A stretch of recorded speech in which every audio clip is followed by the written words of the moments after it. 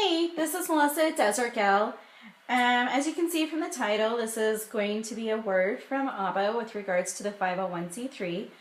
Last August, he spoke to me about the 501c3, letting me know that the way that it has been amended is now a test for congregations and churches everywhere as to whether they are going to serve him or they're going to serve mammon, money. And so he actually had me present this question to a pastor of whom I knew the position was of this pastor already. And so when I was praying, I was like, Father, I already know what his answer is. And he said that it wasn't because I needed an answer, but that it was to present him with the opportunity to really think about it and to answer in favor of wanting to serve him instead of money.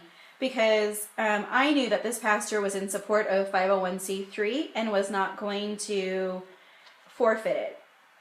So anyways, the 501c3 was amended, I think it was at the end of 2017. Congregations and churches that have their tax-exempt status, they used to be seen as a place where they would get their tax exemption. They were not allowed to speak politics from the pulpit without penalty, but they were a house of sanctuary.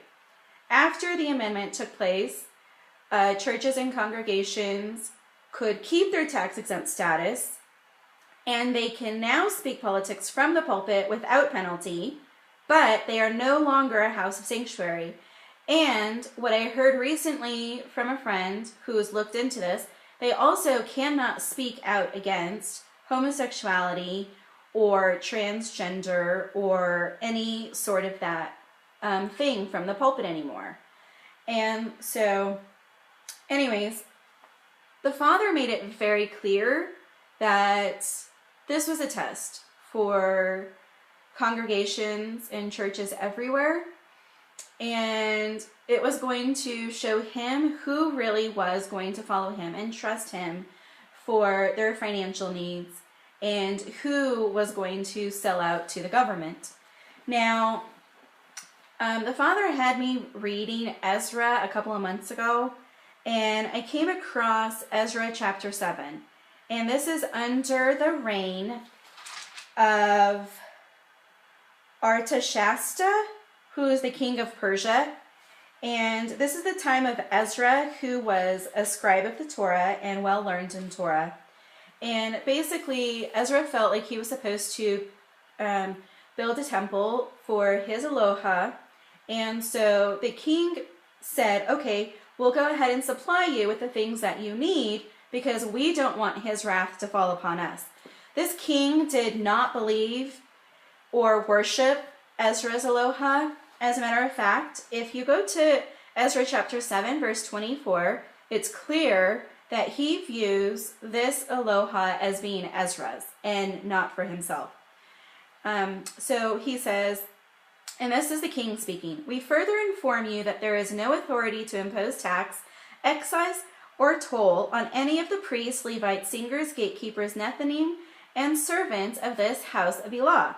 And you, Ezra, according to the wisdom of your Elah that is in your hand, to appoint magistrates and judges to judge all the people who are beyond the river, all such as know the laws of your Elah, and teach those who do not know them." So the king was not taking on Ezra's Elah. He very much was like, Ezra, that's your Elohim, so you go do what you need to do because I don't want to experience his wrath. And in verse 26, here are the conditions with which the tax exemption was given. "And whoever does not do the law of your Elah and the law of the sovereign," which is the king, "let judgment be promptly executed on him, whether it be death or banishment or confiscation of goods or imprisonment." So this tax exemption was not given without strings attached. It was given with the stipulation that the people would keep Abba's law as well as the king's law.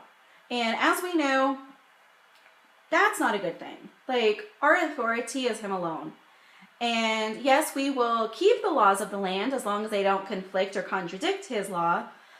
But this just was not good. And it is a combination of church and state. And so the tax exemption was never something that was given by the father. As a matter of fact, in one of the Torah portions or parshas in Leviticus, it says that the priests didn't own anything. They didn't own land. They didn't own like the dwelling places. They lived in and manned the temples, and they were taken care of by the congregation members. So there was no need for a tax exemption. As far as, for our day and time now, I know the Father is judging churches and congregations everywhere. He is basically having them draw a line in the sand as to whom they're going to serve. And you can see how a lot of places are becoming more and more and more worldly.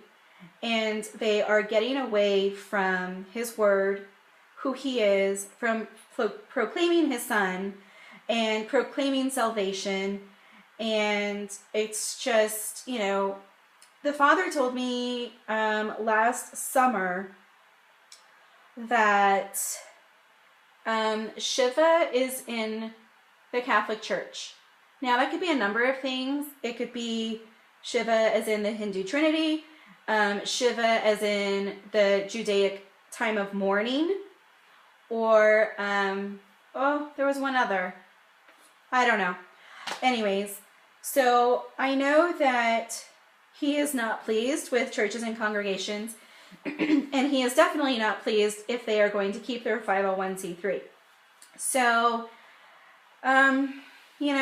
people are going to make the decisions that they feel is best for them. And a lot of people, money is their God, and that's their idol, so they're going to hold on to it. As far as what you should do is, when I ask people or when I minister to people out on the street, I basically just let them know that I'm in the Word, and I do prayer and worship at home. I do meet with other fellow brothers and sisters, and we discuss the Word most of the time. So that's where I get my fellowship from. He does not have me in any place right now, specifically, which is interesting. He has put me in places, the Father has, to give different words and whatnot, and has been doing that for a little over a year now. But for the last couple of weeks, or this last week, I don't know, I don't really feel led to be any particular place, which is kind of unusual and just kind of something I'm mulling over right now. I really feel like I'm supposed to be in a time of hibernation. And so I know, like, for me personally, I've scaled back on YouTube. I believe the Father wants me to do that and just not watch anything else that is out there right now. A time of hibernation from going into like other congregations or churches. And so I don't really know what is next for me in this area, but I do tell people, don't go to church, come out of the church, just stay home, read your word, be in prayer and worship on your own time and get to know him. And I do believe that because these 501c3 churches are under the state now and have to listen to the state, that if they're putting together food pantries for a time of emergency, the federal government is just going to come in and confiscate it. Not to say that they wouldn't prior to the amendment, but now, for sure, like that food is not going to be used for the members that might need it. And anyways, so I wanted to share this with you. I felt like I was supposed to share it with you. The 501c3 was never given by the Father. It was initiated by a king who did not follow him. So, all right, that's it. You guys have a beautiful day, and shalom.